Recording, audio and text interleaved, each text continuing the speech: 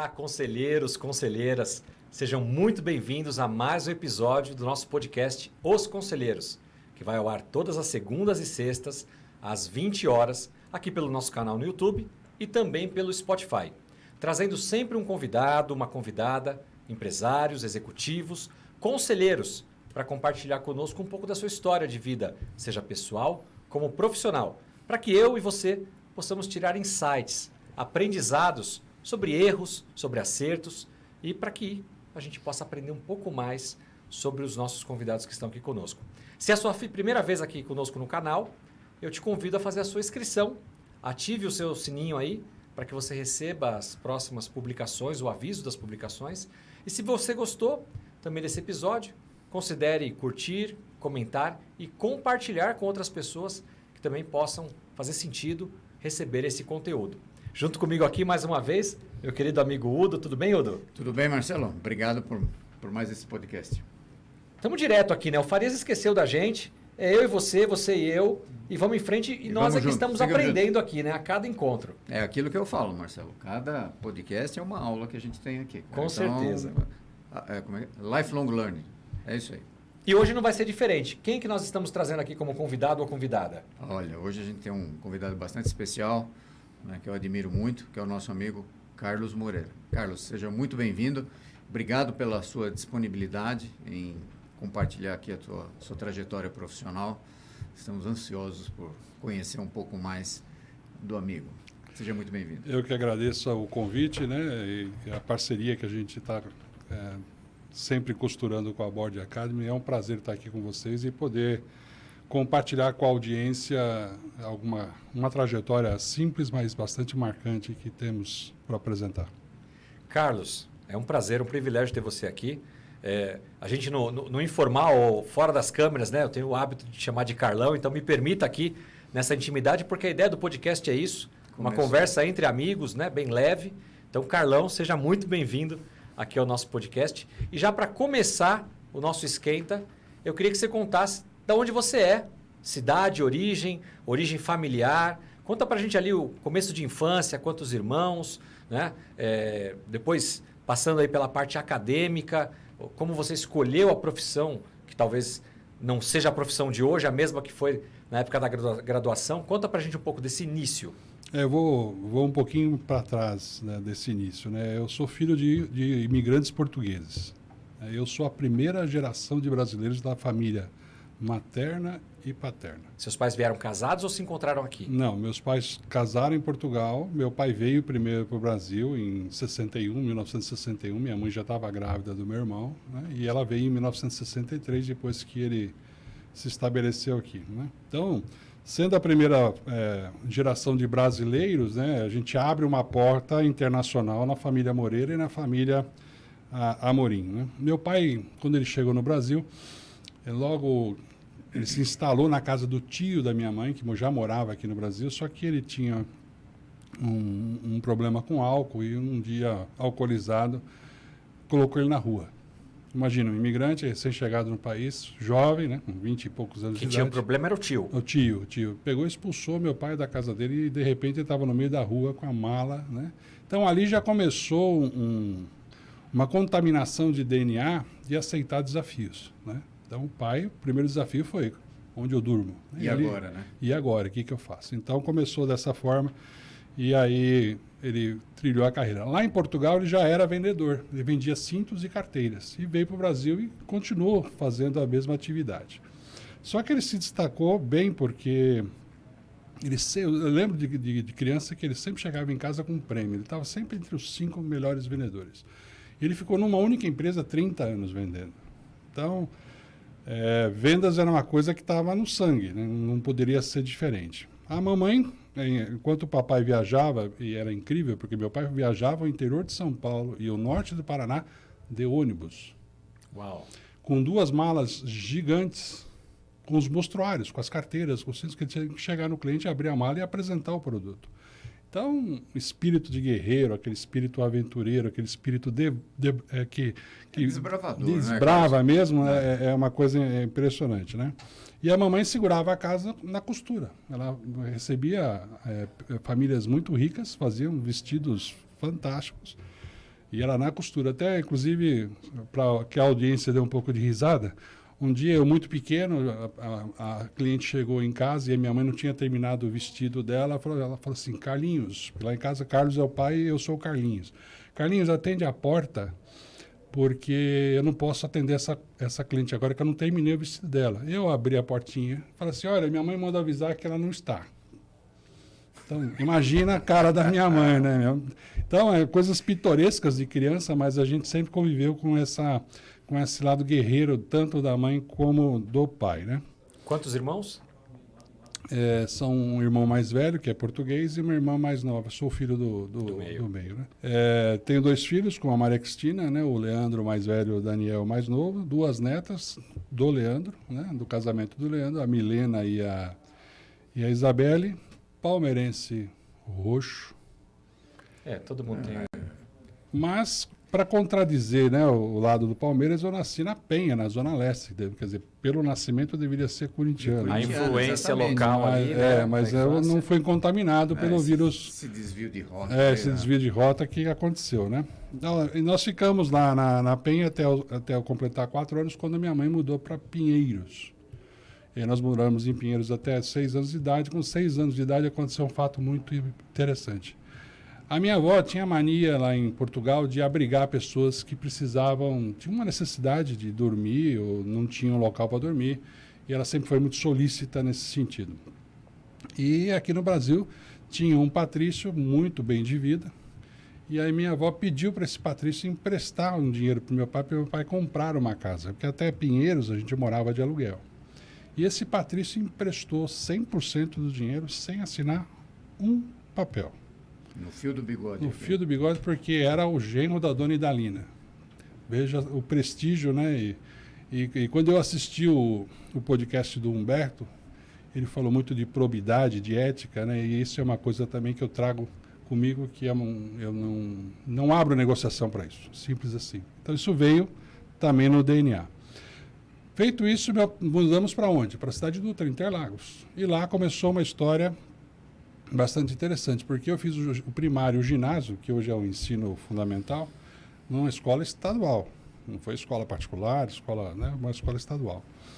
E no último ano que eu estava do ginásio, que a gente chamava de ginásio na época, né, com 14 anos, surgiu uma oportunidade de eu trabalhar numa empresa pequenininha ali no bairro, que ela produzia equipamentos de som e mesas de som para shows e teatros, só para a parte bem profissional. E aí eu comecei trabalhando lá, colocando componente eletrônico nas placas, virando a placa e soldando. Era o que eu fazia. Eu era um montador.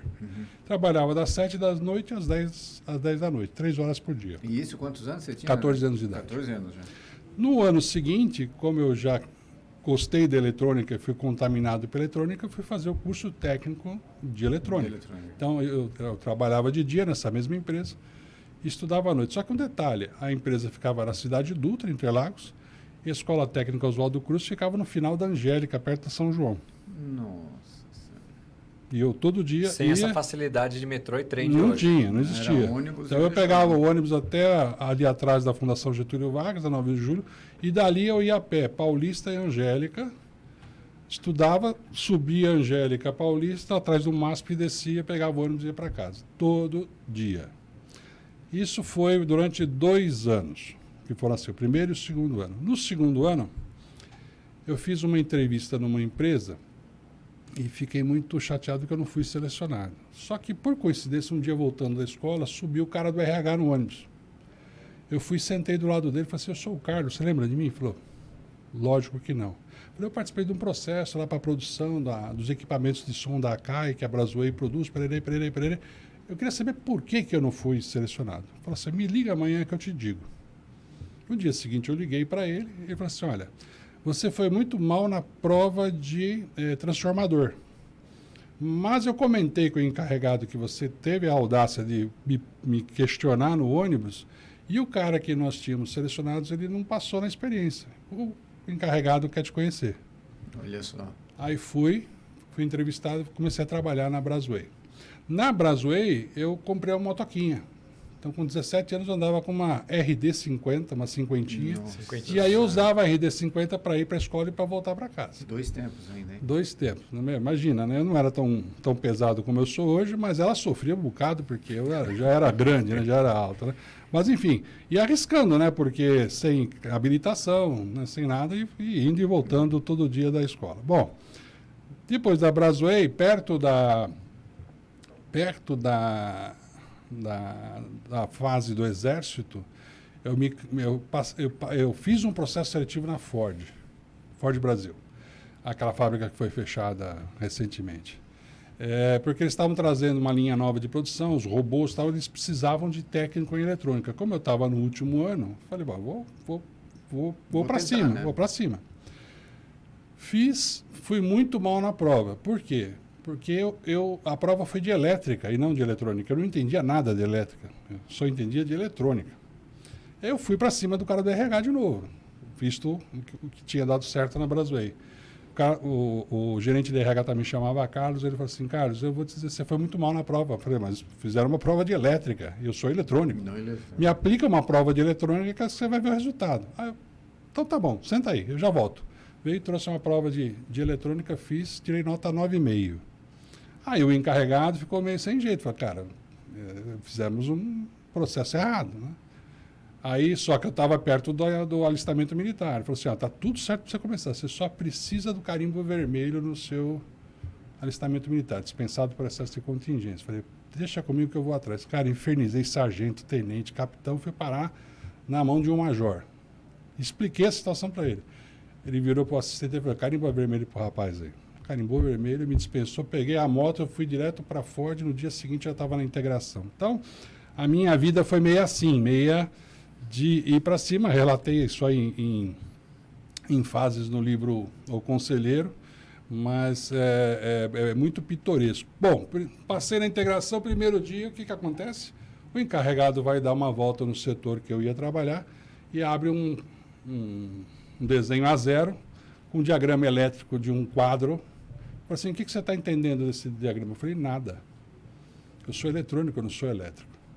Porque a simbologia elétrica é diferente da simbologia eletrônica no desenho. Uhum. Resultado, tive que aprender elétrica. Porque, além de eu mexer com os robôs, eu também tinha que entender de elétrica. Me desenvolvi em elétrica. 6 meses depois, eu estava montando quadro, estava fazendo quadro elétrico. Montando projeto de quadro elétrico. Mas é até mais fácil, a elétrica é mais fácil quando você está com ela singela, né? Mas quando você coloca o PLC na jogada, que é o computador controlando tudo, você tem que programar e dá errado, não sei o quê. Bom, enfim, depois de 1 ano e meio, quando dava um erro no robô, o pessoal me ligava em casa, que a gente tinha o telefone fixo, né? Ligava em casa e falava, o erro é tal. Eu falava, é sensor tal da posição tal. Quer dizer, já tem a máquina na cabeça, completamente decorada. E ali eu percebi que eu não tinha muito para onde ir. Mas nesse meio tempo eu fiz o vestibular e passei na FESP, Faculdade de Engenharia de São Paulo, para Engenharia Eletrônica.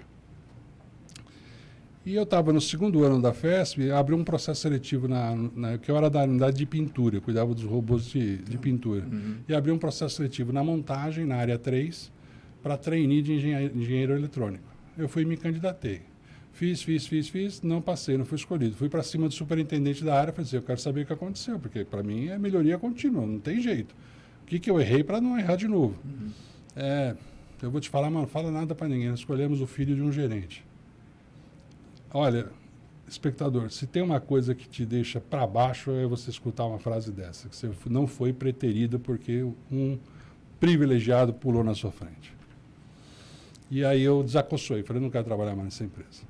E aí desacossei. Nesse meio tempo, meu irmão era gerente de engenharia de uma empresa de automação industrial e me convidou para trabalhar. Falei, Paulo, cara, ganhar menos, eu vou perder a bolsa que eles me pagam 70% da faculdade, vou perder o ônibus de manhã e à tarde que eu volto e vou dormindo. No fretado. Para ganhar menos ainda? Ele falou, E ali, o Marcelo e o Udo, eu aprendi que menos é mais. Foi a primeira lição que eu tive, que menos é mais. Saí da Ford, pedi demissão, fui ganhar menos, perdi a bolsa na faculdade, perdi o ônibus, tive que comprar um carro para ir, um carrinho velho para ir e voltar. Eu já morava na Zona Leste, no Aricanduva, a empresa ficava em Jurubatuba, no Santa Amaro. Todo dia, né? É Ir e voltar desse trajeto. E ali eu cheguei no primeiro dia para trabalhar, contando que o meu irmão ia me ajudar a entender as coisas muito rapidamente. Ele abriu de novo, 1-0 na minha frente e falou assim: "Isso aqui é o diagrama de uma máquina balanceadora. E você tem que construir essa máquina balanceadora, porque daqui 3 meses a gente tem que colocar essa máquina dentro da Volkswagen, na linha do Fox, que era o Voyage que era exportado para os Estados Unidos." Eu olhei aquilo, eletrônica digital. Não tinha tido uma aula de eletrônica digital na escola. Eu saí de lá, comprei 15 livros de eletrônica digital. TTL, CMOS, Z80, comprei tudo que eu podia comprar. 3 meses a máquina estava montada dentro da Volkswagen para fazer o tryout dela. Então, são etapas, né? E no final da minha narrativa aqui eu vou me classificar, né? Que a gente deixa... a gente fica muito à vontade, né, de pegar qualquer coisa pela frente. Quantos anos você tinha quando você saiu da Ford? Eu tinha 22, já tinha um filho, já estava casado. E fui ganhar menos. Uau. E eu tinha um outro na barriga já vindo, que era o Daniel, né? Então, mas foi uma baita lição, porque... Desafios, né, cara? Nada até que eu me desenvolvi, e foi ali que abriu uma oportunidade para eu ir para vendas. Porque o cara de vendas quis tirar um ano sabático na Inglaterra, aí me convidaram para sair da engenharia para ir para vendas.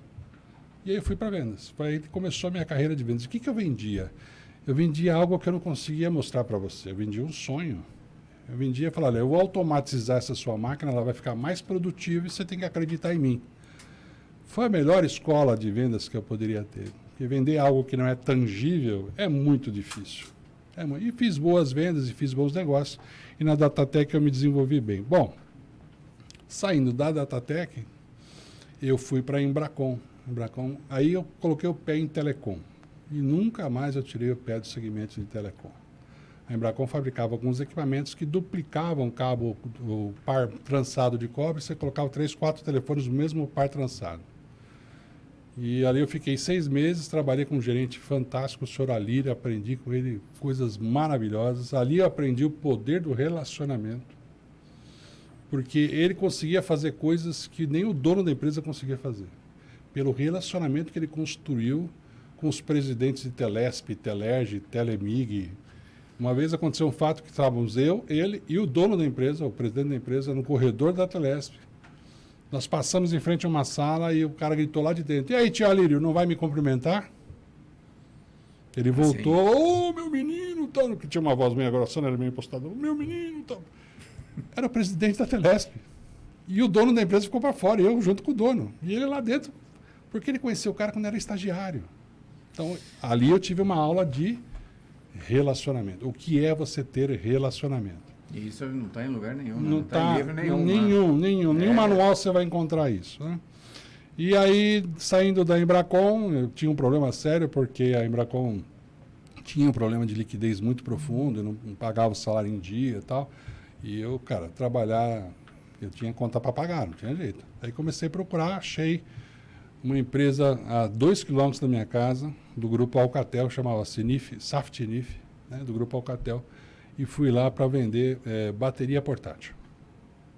Na época a gente tinha que o David comentou no podcast que eu ouvi, o não era Motorola, o Tijorola, né? Tijorola, exatamente. E a gente fabricava uma das coisas que a gente fabricava era aquela bateria extra. A bateria extra, entendeu? Era pesada.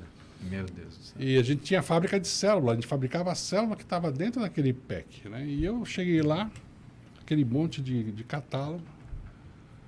E o cara falou: "Estuda aí." Eu nunca tinha trabalhado com bateria. Toca estudar, aprender o que é bateria, o que é quilowatt-hora, pererê. E atrás de mim, no primeiro dia de trabalho, ficou um cara falando o dia inteiro mal da empresa. Era o primeiro dia que eu estava na empresa. No final do dia, eu virei a cadeira para o cara e falei assim: "Velho, posso te fazer uma pergunta? O que você está fazendo aqui? Você não se deu conta, né? Mas o dia inteiro você falou mal da empresa que eu comecei a trabalhar hoje." Eu falei assim: "Cara, você não vai me contaminar." Passado 3 anos, eu fui promovido a gerente de vendas dessa área e abracei baterias para empilhadeira elétrica e abracei iluminação de emergência também como produto para venda. Aí fui para a França, conheci a matriz e viajei o mundo inteiro, Estados Unidos, em convenções mundiais da própria empresa e aí foi uma carreira muito legal. E foi engraçado que eu tinha um inglês muito sofrível quando eu cheguei lá. E aí o meu gerente falou assim, você tem que ligar para o Neguchi. O Neguchi era o nosso gerente da América Latina, era um romeno. Aí eu peguei o telefone, mas molhei a roupa inteira. Eu não tive dificuldade para entender o que ele falava do outro lado da linha, mas ali eu falei, não, tem que desenvolver esse inglês está pronto. Fui atrás do inglês também, outro desafio. Né?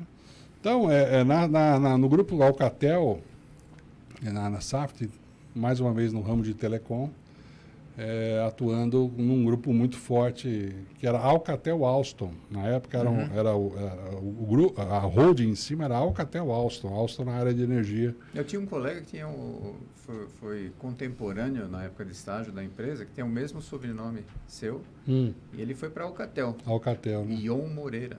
Eu não conheço. Ele trabalhou lá há muito tempo também. Mas e ali eu conheci pessoas maravilhosas. O meu diretor, o meu presidente, era um cara assim que ele te dava uma bronca e você ainda agradecia, de tão fino que era o cara. Impressionante. Eu só vi uma vez ele transtornado quando ele pegou um problema com um gerente de compras lá e realmente ele se transtornou porque ele se sentiu traído e aí ele reuniu todos os gerentes da sala e falou um monte, mas foi a única vez.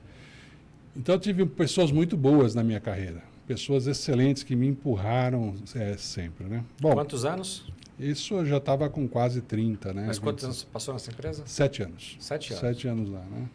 E de lá eu fui para a IPEC, que era o joint venture da Ericsson com a Delphi. Eu fui funcionário 002 da Cisão, né? E eu fui participar da Cisão e a minha missão lá como gerente comercial era não ter mais só um cliente. Porque a IPEC só tinha a Ericsson como cliente. E a gente fabricava a parte mecânica da central telefônica. Aí eu fui para a metalurgia. A Segerstrom, que era uma empresa sueca, comprou essa divisão e eu fui registrado como 002. O 001 foi o gerente de RH, eu fui o 2. Tive que montar a equipe e eu fui atrás de Motorola, de Lucent na época. E passado 1 ano e meio a gente estava fazendo armário para todo mundo. Incrível, a gente só fazia armário de aluzinc, que é um metal.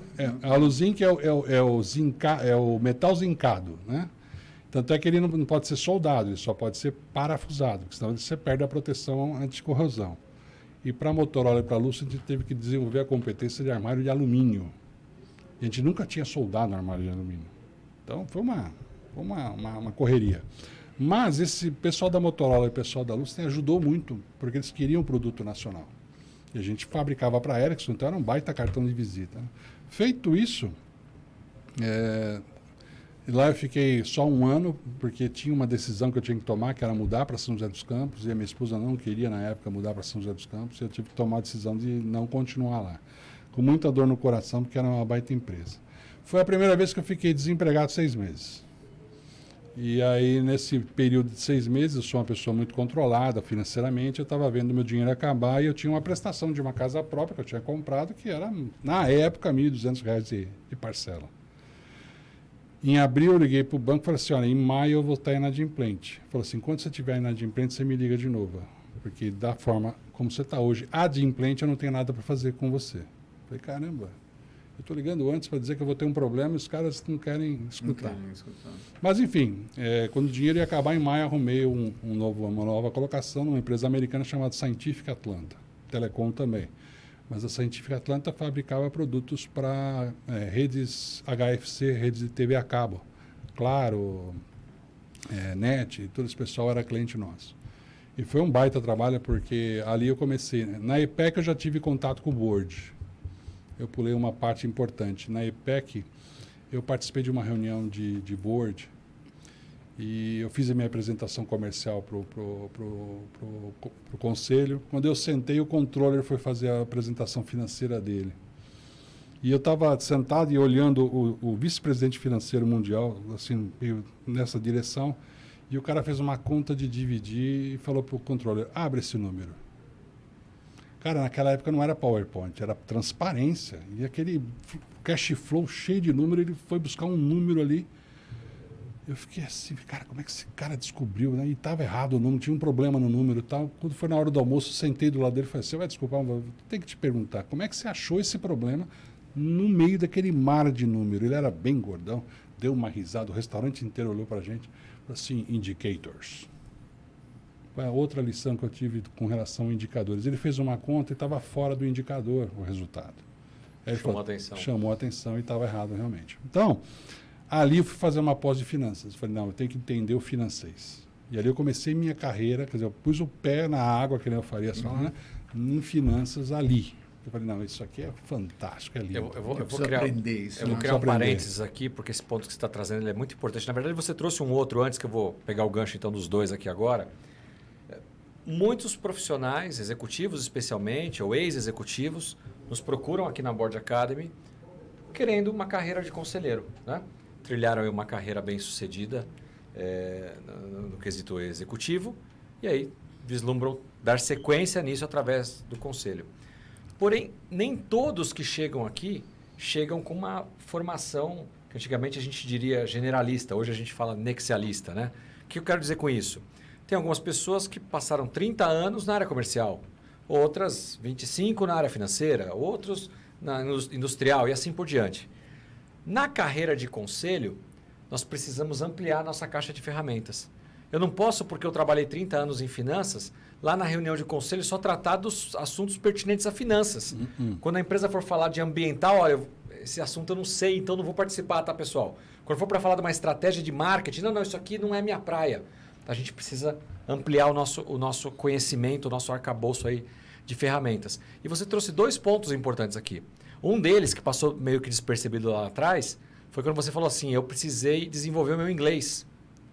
Ah, mas conselheiro precisa de inglês? Se você pensa em ser conselheiro numa empresa multinacional, sim. Com certeza. Certamente. Se você pensa em trabalhar numa empresa nacional, mas que vislumbra internacionalizar a operação dela, você também vai precisar para poder apoiar essa empresa. Já pensou que vergonha você como conselheiro sendo convidado para ir numa feira internacional, receber uma comitiva de um fornecedor ou de um possível cliente e você não pode participar porque você não tem capacidade de falar, né? Então isso vale para os jovens, talvez que estejam nos assistindo, para a carreira executiva e para os conselheiros. O idioma é tão importante quanto qualquer formação que você tenha. Perfeito. E o segundo ponto foi esse que você trouxe agora. Eu precisei aprender finanças.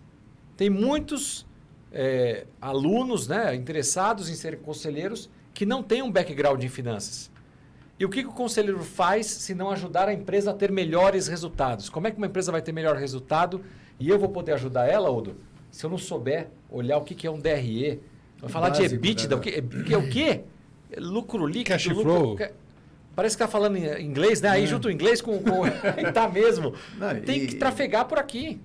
Você não precisa ser um especialista total. E só para destacar isso que você falou dos idiomas, que é extremamente importante, além de limitar a sua atuação naquela empresa, te tira algumas oportunidades. Se é uma empresa Certamente. que está fazendo a sua internacionalização, né, você pode ajudar como conselheiro lá também. E, naturalmente, aí você vai ter que interagir com o pessoal que está lá. Então, gente, idiomas... Sempre importante. Hoje né? só o inglês não é o suficiente. Já não é mais. Não é mais suficiente. É o básico. O cara tá atrasado, não tem isso, está atrasado. Se ele não tem influência no inglês, ele é analfabeto. Essa é a verdade. É quase pré-requisito. Pré-requisito já.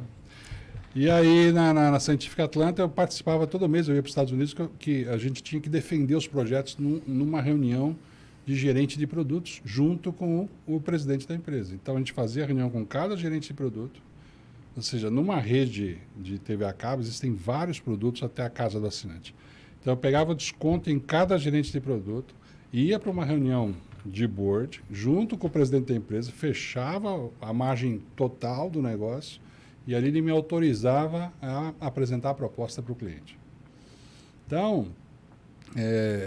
eu ia como um advisor do cliente defender o projeto dentro da matriz da empresa. Como um gerente de banco que defende o seu cliente perante o comitê de crédito. Perfeitamente, é isso mesmo. O exemplo é perfeito. Só que lá era o comitê de negócios, né? Sim. Então, eu fiquei um ano lá, mas aí eu me defrontei com um diretor que não tinha ética, e eu, como eu falei no início, ética e probidade eu não negocio. E, inclusive, eu denunciei ele pro comitê de auditoria da empresa, Porque eu falei, não, eu vou embora, ok, mas esse camarada não fica. E aí o vice-presidente quis me entrevistar porque que eu estava saindo. Eu era o 6º gerente em 6 anos. E eu falei assim, será que os 6 são ruins? Pensa comigo. Será que os 6 são ruins? Será que ninguém passou aqui, ninguém é bom que passou aqui? Aconteceu isso. 6 meses depois ele estava demitido. Porque, literalmente, ele metia a mão na empresa. Então, na unidade brasileira. Então, eu tenho uma dificuldade de trabalhar com gente assim. De fato, eu não consigo. Se num conselho eu pegar uma situação dessa, eu sou o primeiro a levantar, agradecer a oportunidade e ir embora. Porque ou a coisa é certa ou não rola. Bom, aí eu fui para a Krone. A Krone também é uma empresa de telecomunicações, uma empresa alemã, que depois foi comprada pela ADC americana. Eu estava ali para desenvolver como diretor comercial e marketing. E eu entrei na Krone em maio. Em julho veio aquela crise de telecom. A gente faturava 5 milhões de reais por mês. No mês seguinte eu faturei 127 mil reais. Eu falei, estou na rua. E agora? E agora? Tivemos que diminuir a empresa em 1/6. Cortar. Para vencer aquela crise, fizemos a lição de casa. E lá eu fiquei 4 anos. Inclusive também participando de reunião de board também. Que me marcou muito era a decisão de montar uma fábrica em Manaus ou não. E eu, na minha petulância natural, falei para o presidente mundial, falei assim, bom, você está decidindo o seguinte, entre China e Manaus, correto? Correto. Falei, em Manaus você vai ser 100% dono da fábrica, na China você vai ser 50%. Qual é a decisão que você vai tomar? E aí o cara olhou para mim, o meu presidente me chutou por baixo da mesa e falou assim, não é assim. Eu falei, é assim mesmo, o cara está mandando a fábrica para a China, a gente não vai ser dono da fábrica, essa é a verdade. A regra lá precisa ter um sócio local. A regra lá é essa, velho. Naquela época, né? Tinha essa. Mas enfim, a fábrica foi para a China e eu estava na Alemanha, em Hannover, na feira de Hannover, recebemos a notícia que a empresa tinha sido vendida para a ADC e ali eu tomei a decisão de sair da empresa e montar meu negócio. E aí eu voltei para o Brasil, comuniquei meu presidente e ele falou assim, poxa, mas por que você vai montar uma distribuidora do concorrente? Eu falei, porque a distribuidora do concorrente, no dia seguinte eu estou faturando. A tua eu vou precisar de R$1 milhão de aporte para poder aguentar o tempo necessário para começar a faturar. Porque essa linha de produto do concorrente, a gente é um risco no gráfico. É um risco no gráfico. A gente não tem nem 1% de participação. O concorrente tem 70% do mercado. E essa oportunidade. Você trabalhou no concorrente há 17 anos, você sabe o que eu estou falando. Não, eu vou te ajudar. Acabou me demitindo para eu poder pegar o fundo de garantia. E ali eu fui para Bauru. Foi em 2004, agosto de 2004. Eu fui para Bauru montar a distribuidora lá no interior de São Paulo desse fabricante japonês também de telecom. E ainda continua, né, a vida na telecom. Quando eu montei essa empresa em 2004, chegou um momento que eu falei assim, ou eu fico pequeno, que era uma empresa de 5 milhões ano de faturamento, ou eu faço uma associação e me torno uma parte de um grande no interior de São Paulo. A primeira atitude que eu tentei fazer foi juntar os 3 do interior, formar uma empresa só. Porque a gente sairia de 5 e iria para 25 milhões ano de faturamento, que é uma coisa interessante. Não teve acordo. Falei, bom, então agora eu vou procurar os maiores, né, porque vocês não querem que isso aqui se transforme numa filial. Acabei fazendo um negócio com o distribuidor do Rio. Aí a São Paulo, Bauru virou uma filial do Rio. E nesse negócio eu passei a ser sócio. Não houve pagamento, houve só troca de cotas, eu passei a ser sócio do cara do Rio. Só que tem um probleminha. O cara do Rio de Janeiro ele tinha 33% do maior de São Paulo. Ele era sócio. E aí começou uma ação do maior de São Paulo para abafar a filial de São Paulo. E aí qual foi a atitude? Um ano depois nós vendemos a filial de Bauru para o cara de São Paulo. Eu saí de ser sócio do cara do Rio e passei a ser sócio do cara de São Paulo.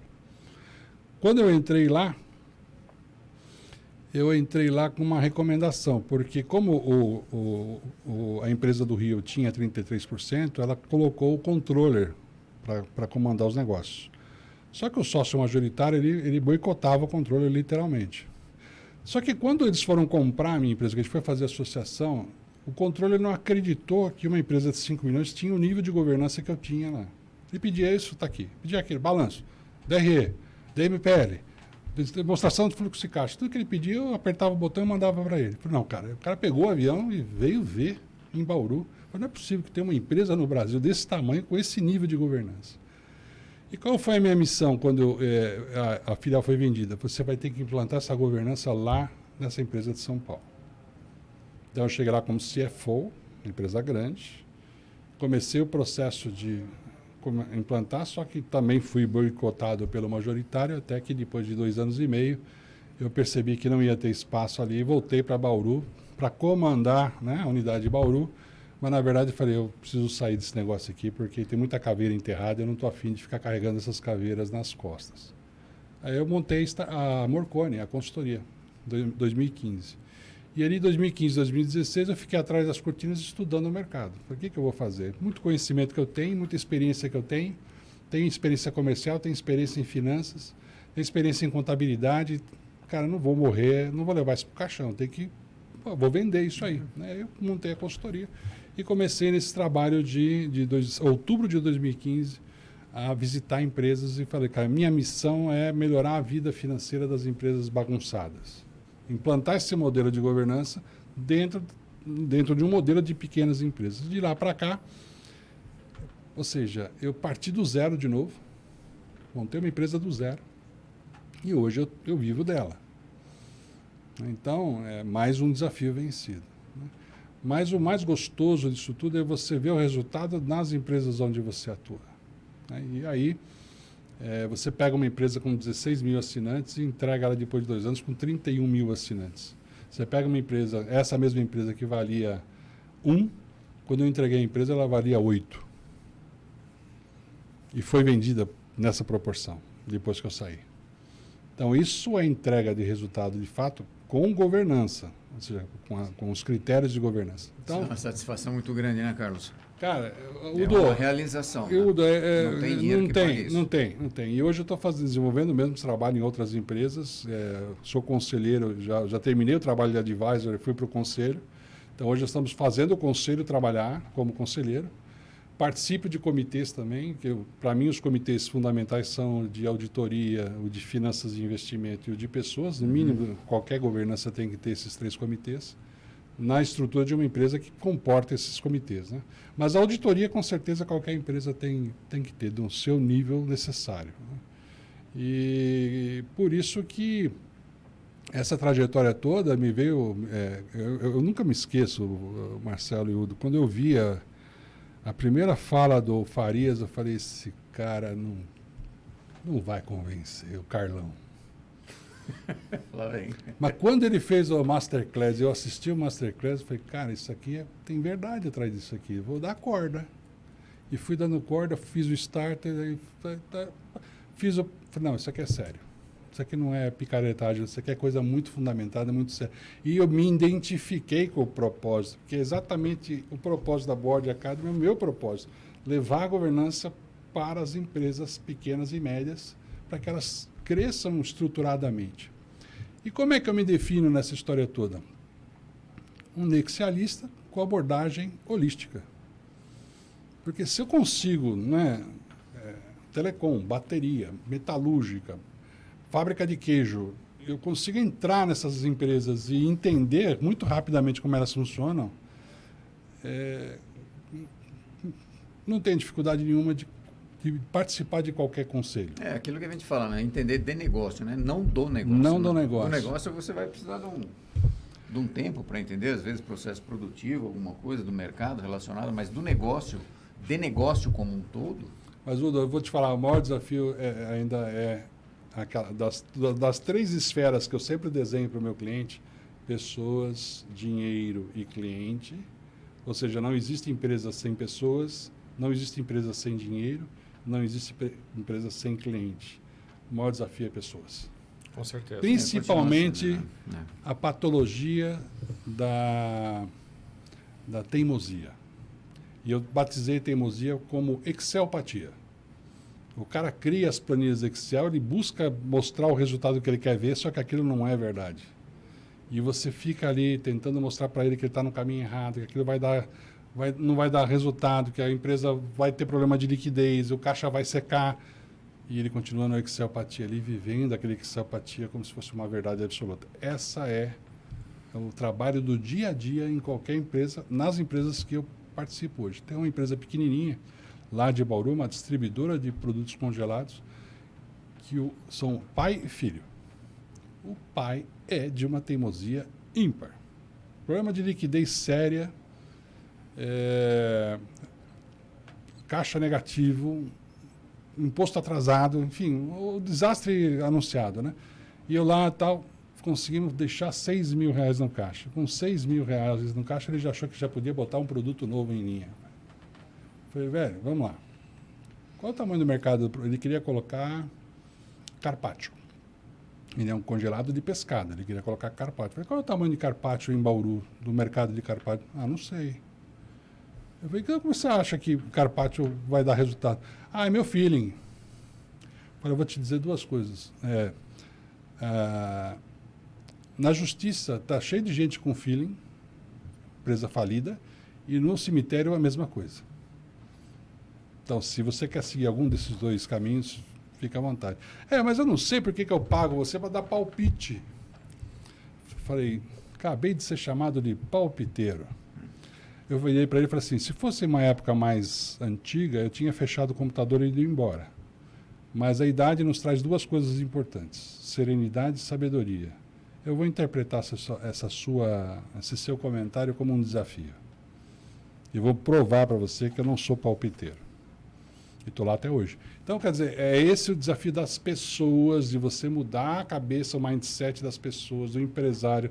Aquele mindset sonegador, não, cara, tem que ir cara, tem que ser formal, senão você não consegue financiamento, não consegue dinheiro no mercado. Se você quiser montar uma fábrica, você não vai ter recursos, porque você tem 30% de nota, 70% de informalidade, vai para o formal e aí você fica naquele passo e com um passo, mas a dificuldade é convencer pessoas. Deixa eu fazer um overview aqui, porque você contou.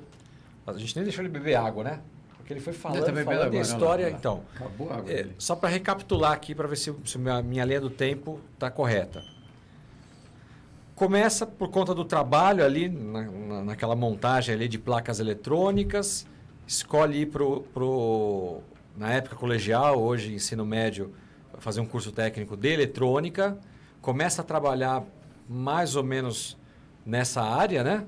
De eletrônica, Sim. com um pouco de elétrica depois, vai caminhando, vai trocando de empresas, e aí depois disso, você vai para...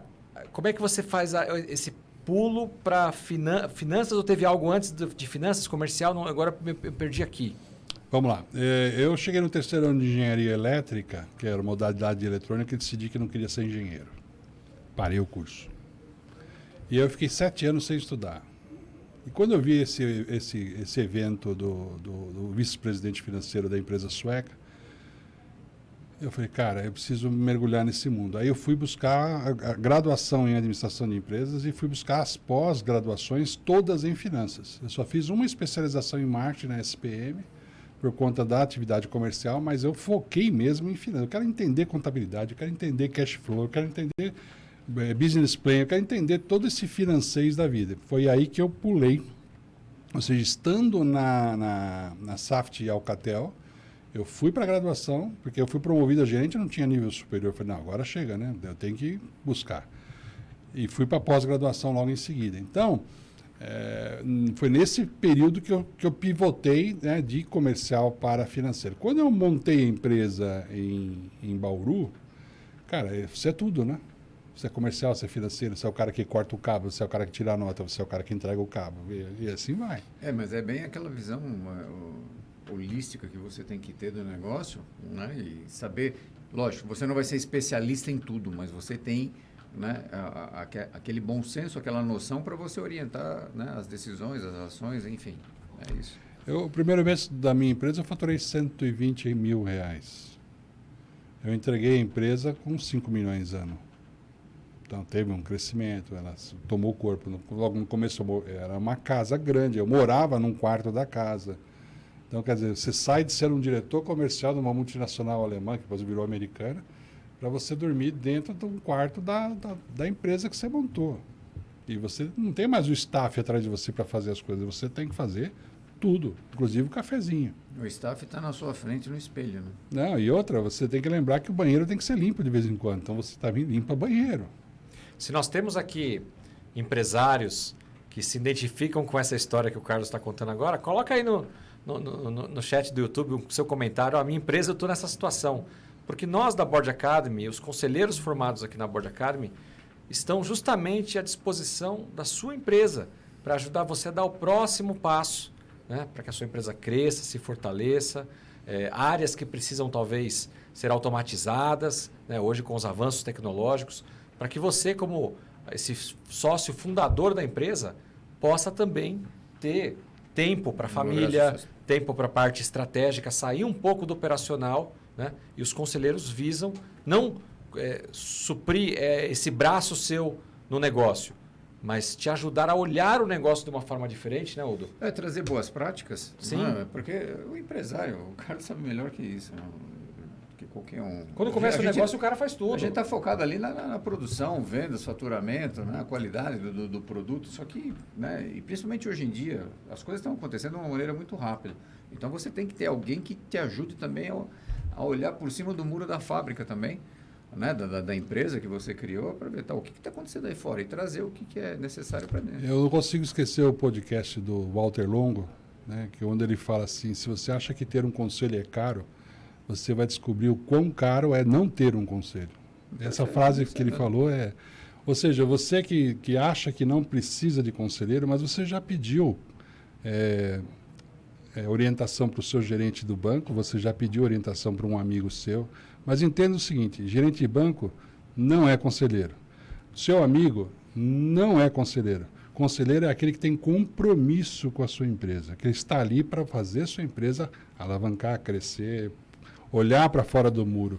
Então, não ache que no jogo de pôquer, né, o conselho que você pega ali do amigo não é conselheiro. Conselheiro é um cara treinado, formado, pronto para ajudar você a dar um salto na sua empresa. Então, pense nisso. Monte um conselho, procure a Board. A Board tem toda a estrutura e tecnologia para te orientar e uma vasta lista de conselheiros super treinados que podem te atender.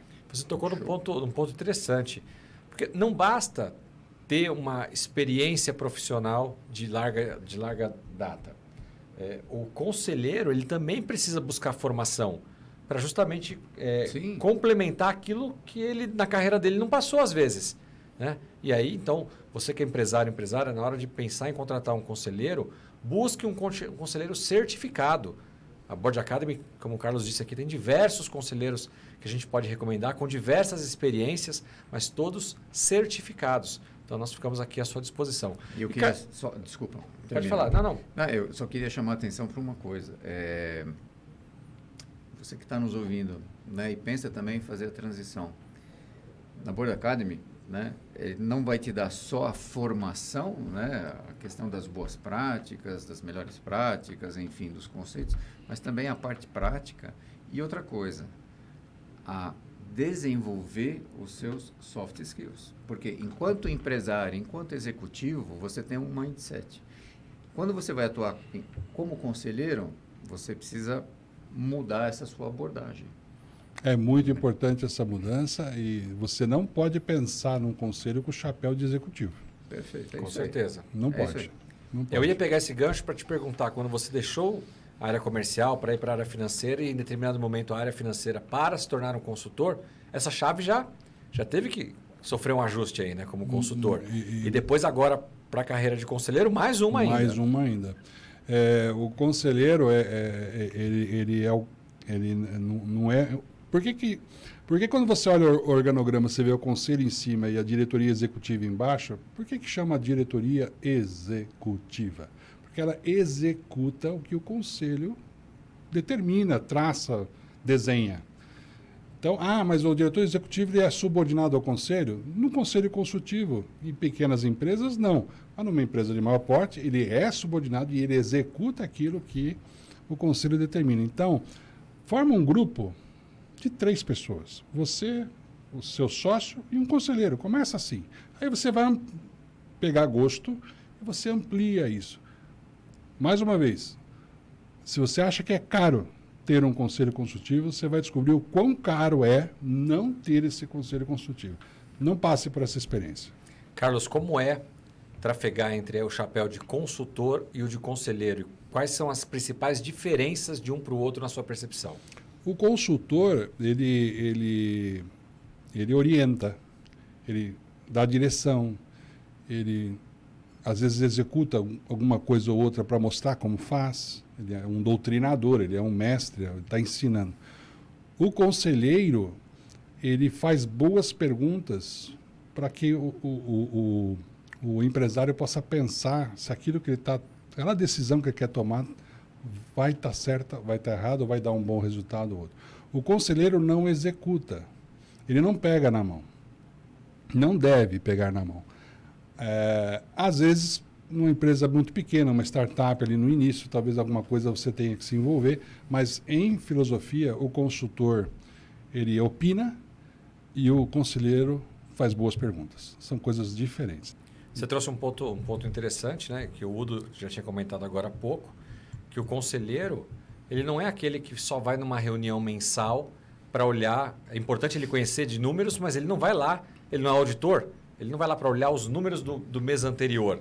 Ele vai lá muito mais para conversar e olhar para frente, para as estratégias e tendo essa visão fora da empresa, né, Udo? Exatamente. De oportunidades como você acabou de trazer. Vamos numa feira internacional, vamos visitar tal empresa, vamos abrir um canal por aqui, né? Trazer essas oportunidades que a empresa ou o empresário que está lá no dia a dia, cabeça na operação, não está olhando. Não, certamente. E a gente precisa fazer essa provocação porque pequeno e médio empresário brasileiro, ele tem uma concentração muito grande dentro do seu negócio. Ele precisa ter essa consciência cada vez mais. E essas são as provocações que a gente faz, inclusive aqui hoje, justamente para o pessoal começar a olhar para fora, porque tem muita oportunidade lá. Né? As empresas brasileiras, elas têm a sua qualificação, a sua qualidade, a sua atratividade, né? E isso pode ser aproveitado lá fora também, e vice-versa, mas a gente não pode ficar só restrito aqui a esse mercado. Eu falo que o gerente de banco tem conflito de interesse. Então, ele nunca vai ser um conselheiro porque ele quer vender produto. E o amigo também tem conflito de interesse, porque ele é amigo porque você é dono da lancha de 26 pés ou do sítio que tem não a vai piscina. falar uma coisa que doa, que coloque em risco a amizade. Né? Agora, o conselheiro está ali botando o nome dele na reta, porque ele tem compromisso com o resultado da empresa. E então, a obrigação dele é colocar o dedo na ferida. O que eu digo para o nosso ouvinte é o seguinte: o conselheiro tem que ser independente. Ele não pode ter um vínculo, não pode ter um rabo preso. Ele tem que ser independente para ele poder dizer o que tem que dizer e fazer as perguntas que têm que ser feitas. É assim que tem que ser o conselheiro. E a coragem, às vezes, para colocar umas questões difíceis na mesa, né, Carlos? Sem dúvida. Sem dúvida. Então... Por exemplo, né, uma vez o dono da empresa falou, mas eu tenho que retirar porque eu sou dono da empresa. Eu falei, desculpa, eu vou te corrigir. Você não é dono da empresa, você faz parte do contrato social. O dinheiro é do CNPJ e não do CPF. E você tem mais 4 sócios. Então, não é só você que vai pensar em retirada. Nós temos que tratar de retirada para os 5 sócios. Então, é assim que tem... A pessoa olhou para mim, parou, refletiu. Às vezes você, cara... Respirou fundo, né? Queria me mandar para os quintos dos infernos? Talvez sim, mas diga assim, mas o meu papel ali... Tem muito empresário ainda que olha o dinheiro no caixa e entende que é dele. E não é aquele dinheiro da empresa. Da empresa. O dinheiro dele está lá no patrimônio líquido, o capital social que ele injetou no início da operação. E se tiver um lucro acumulado, um dividendos a receber. É isso aí. Mas E ainda tem que ter uma política de distribuição de dividendos para não ter uma crise de liquidez. Claro. Né? Então... Muito bem. Carlão, estamos chegando a quase 1 hora de conversa já. Olha só como passa, hein? E tem uma pergunta que a gente sempre faz aqui aos nossos convidados, né? Para também deixar aí como um insight para os nossos ouvintes, telespectadores, que é em relação à leitura ou a algo que você tenha visto, assistido, né? Um filme, uma série, um livro, que você possa deixar como uma recomendação aqui para quem está nos vendo. Com relação a livro, eu recomendaria o livro Empresas Familiares, Como Salvar ou Destruir. Esse livro é do Cláudio Frost Pena e do Robert Judiman. É um livro fininho, fácil de ler, mas com conteúdo fantástico. E repete o nome dele? Empresas familiares como salvar ou destruir. Olha, interessante o título, não, vale a pena. E o segundo livro, como eu disse há pouco, o nosso desafio é sempre pessoas, é o Focado em Pessoas, do Pedro Janot, que foi o presidente da Azul. Esse é um livro que quem quer se relacionar bem com pessoas, esse é um livro de leitura obrigatória. E na Netflix, eu recomendaria um filme que, a princípio, é um filme de guerra, que muita gente não gosta, mas é um filme de um conteúdo fantástico que chama-se Até o Último Homem. Esse filme mostra o que é ter probidade e o que é ter ética. Assistam esse filme, Até o Último Homem. Muito bem, muito obrigado, Carlos, sua participação. Parabéns pela sua carreira, trajetória profissional, pelo amigo que você é, né? Um board member aqui, dentre os mais de 2.000 board members, o Carlos, sem dúvida, se destaca no sentido da proximidade, aqui com a diretoria da Board Academy, participando, né, Udo, sempre de todos os nossos eventos aí, compromissos. Então, quero te agradecer mais uma vez por estar conosco aqui nesse podcast. E, Udo, suas considerações finais, uma palavra, uma pergunta para o Carlos, fica à vontade. Eu acho que o que ficou para mim aqui muito forte, observando a trajetória do Carlos, é justamente isso. A gente tem que correr atrás daquilo que a gente quer. Né? Primeiro, saber exatamente o que a gente quer e ir atrás disso. Né? Quando a gente tem essa proatividade, a gente tem essa postura, as coisas acabam acontecendo. Cedo ou tarde a coisa acontece. Né? Então, muitas vezes a gente conversa com pessoas, né, falando, não, mas se eu for promovido, eu falei, faça com que você seja promovido. Faça por onde? Né? Então, não se limite, né? Se você tem esse anseio, essa expectativa, faça por onde? Né? Mostre que você possa fazer mais, que você pode entregar mais. Trabalhe de tal forma que a promoção seja algo inevitável. Exatamente. E se não for naquela empresa, né, como o Carlos falou, em alguns casos você viu que você fica às vezes limitado na coisa. Então tá bom, então tenha coragem também de mudar e trilhar um novo caminho. Né? Eu acho que essa é a mensagem que fica muito forte. E aí, só para fechar, né, o que o Carlos de hoje diria para o Carlos na engenharia, né? Eu diria o seguinte... Não dá muita bola para essa formação, não, que lá na frente você vai mudar, tá?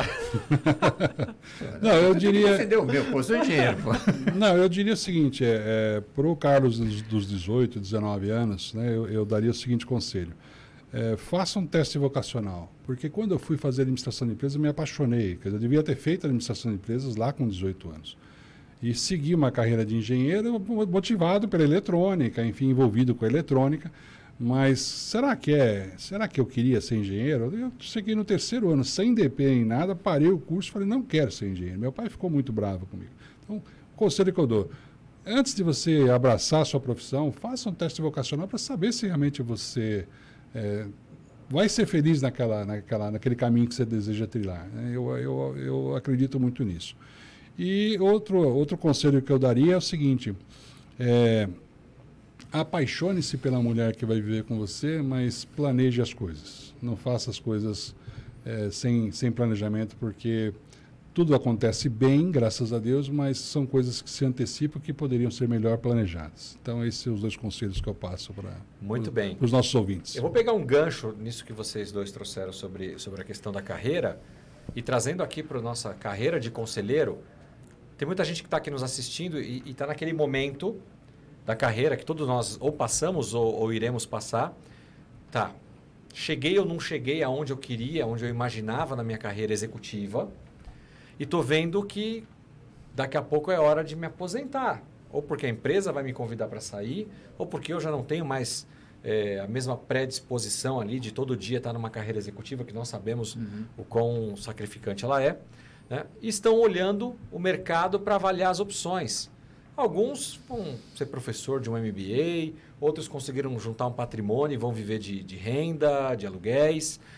Outros vão montar uma pastelaria, uma padaria, uma pizzaria, uma franquia de um café. Né? E tem alguns que estão olhando para a carreira ou de consultoria ou de conselho como uma opção, mas ainda estão na dúvida. Eu quero dizer para você que se enquadra nesse perfil, que aqui na Board Academy nós temos a formação Board Starter, onde você pode justamente degustar e conhecer um pouco do que é a carreira de conselheiro, sem antes fazer um grande investimento para uma formação mais robusta de conselho, caso você ainda tenha dúvida a respeito disso. Então, nada melhor do que, como um teste vocacional, deixa eu experimentar, deixa eu entender se é isso mesmo que serve para mim, e em sendo, aí eu dou o próximo passo, eu vou fazer administração, eu vou fazer o PFCC, Programa de Formação e Certificação de Conselheiro. Mas nada melhor do que dar o primeiro passo e ter certeza disso. Então, você é nosso convidado para conhecer nosso programa Board Starter. Carlos, muito obrigado pela sua presença aqui no podcast Os Conselheiros, na sede da Board Academy. É sempre um prazer tê-lo aqui conosco. Volte mais vezes. Udo, obrigado mais uma vez, parceiro. Eu que agradeço. Sempre um prazer estar Board contigo Academy, aqui. Você, mais uma vez, muito obrigado. Eu que Carlos, agradeço. Eu que agradeço. Essas lições de vida. Gente. Mas eu agradeço essa oportunidade, porque a gente tem isso na mente, né? E poder colocar isso para fora é muito, muito legal. Agora, a missão é uma só, é levar a governança corporativa para os milhões de empresários que nós temos aí, e esse propósito da Board Academy está 100% alinhado com o meu propósito. Então, por isso que eu sou embaixador da Board Academy no interior de São Paulo, tá bom? Muito bem, é isso aí. E vocês que nos assistiram até agora, nosso muito obrigado pela sua presença. Se é a sua primeira vez aqui no canal, por favor, inscreva-se. Clica aí no sininho para ser notificado sobre os próximos episódios. Deixe o seu comentário. Compartilhe com amigos que possam se interessar também pela carreira de conselho. Você que é empresário, não tem um conselho aí? Olha o Carlos Moreira aqui conosco. Um possível conselheiro para sua empresa. Então, entre em contato conosco também. Estamos à sua disposição. Muito obrigado a todos vocês e nos vemos no próximo episódio. No próximo episódio do podcast. Tchau, tchau, gente. Obrigado. Tchau, tchau. Boa tarde.